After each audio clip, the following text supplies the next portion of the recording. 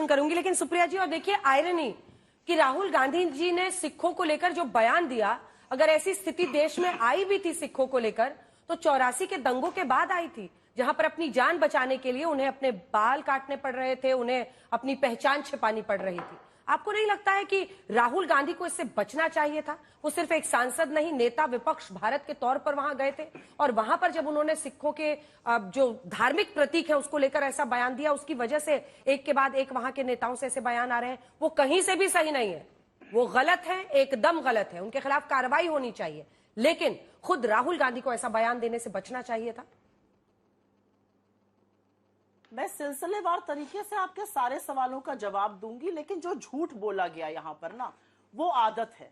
इसी लत का शिकार पूरी की पूरी भारतीय जनता पार्टी है। यहां पर झूठ परोसा गया।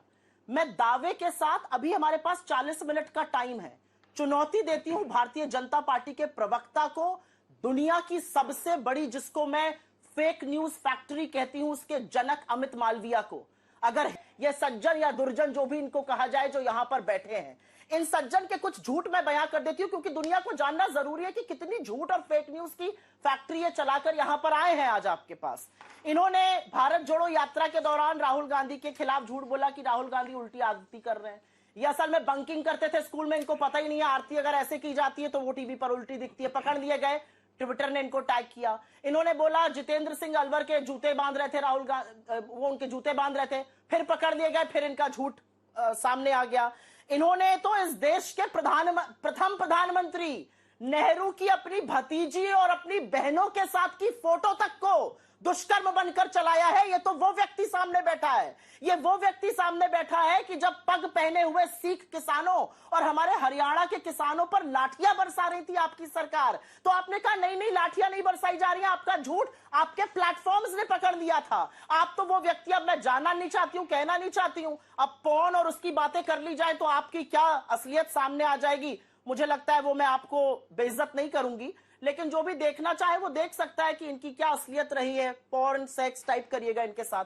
मैं इन सब चीजों पे नहीं पढ़ना चाहती हूँ, व्यक्तिगत इनसे तो कोई हमारी लड़ाई है नहीं। जो झूठ ये परोसते हैं उससे लड़ाई है, इसलिए उसका पर्दाफाश करना जरूरी है। शंकर अय्यर जी को निष्कासित कर दिया था, जवाब दीजिए। बीजेपी कैसा करने का आत्मबल अमित मालवीय जी, अब ये लड़ाई एकदम पर्सनल हो गई है, ठीक है, पर्सनल हो गई है, क्योंकि आप पर पर्सनली भी उन्होंने एक्यूजेशंस लगाए हैं, तो उनका भी जवाब दीजिए, और साथ ही जो उनका ये मानना है, इसके बाद अगले हिस्से में हम आरक्षण के मुद्दे पर जो आपने बिंदु उठाया था उस पर भी चर्चा करेंगे, लेकिन पहले इसका जवाब हो जाए।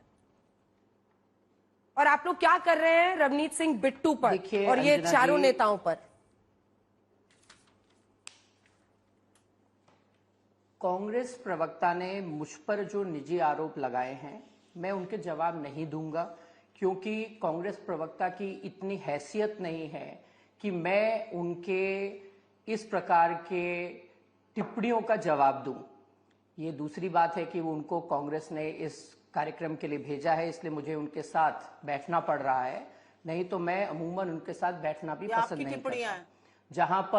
जहां तक स्क्रीन में और जहां तक गलत भ्रामक खबरें फैलाने की बात है, मैं आपको बहुत लंबी फहरिस्त दे सकता हूं सुप्रिया श्रीनेत के बारे में, लेकिन उससे उनका कद बढ़ेगा और मैं वो नहीं करना चाहता हूं।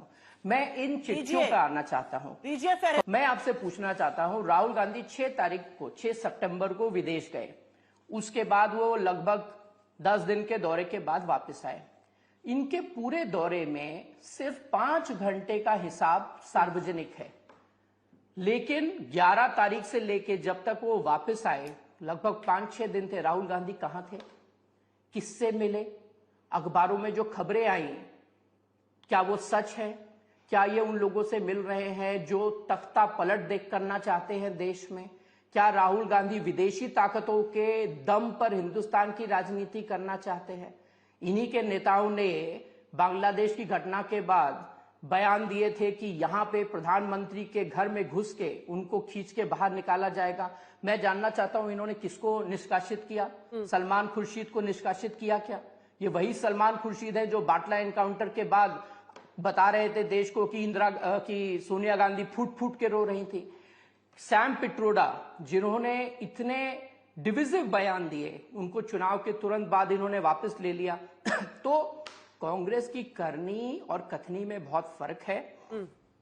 जिस प्रकार के बयान आज हम सुन रहे हैं वो इसलिए क्योंकि राहुल गांधी इस देश में आरक्षण हटाने की बात कर रहे हैं, और जब तक भारतीय जनता पार्टी है, जब तक नरेंद्र मोदी जी की सरकार है, इस देश से कोई आरक्षण नहीं हटा सकता। सोनिया गांधी को भी यह संदेश देना चाहिए और इस कार्यक्रम में आई हुई कांग्रेस की प्रवक्ता को भी बताना चाहिए कि एक शालीनता होनी चाहिए।